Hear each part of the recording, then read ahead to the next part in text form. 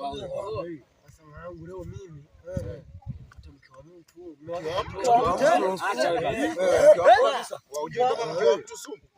mume wake hayuna maziwa kwanza. Sikiza.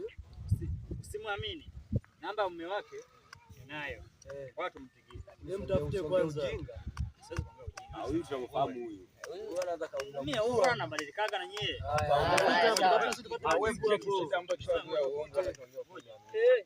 Hivyo hivyo. Halo. Uko wapi? Umesafiri? Tujua mke wako muongo. Okay, sawa.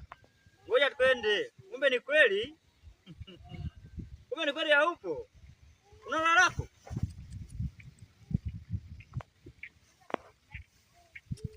Okay. Ngoja na yeye ili na yeye akalaleko. Nikiwa mchungu wangu kweli.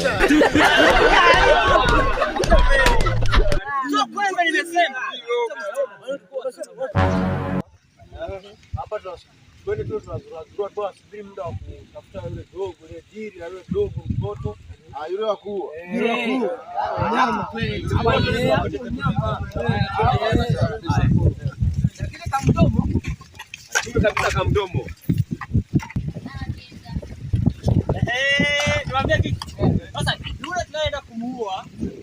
Mama yake huyu hapa. Kwa atajua nani kama anaenda kuua kwa Ndio nikiwa mchungu wangu kweli. Mungu ajalie kwanza kuia kweli. Masia, hii mimi tunaoelekea kufanya. Tunaenda kwanza leo tunatakiwa kwenda kuiba nyumba ipi? Twende hapo hivi.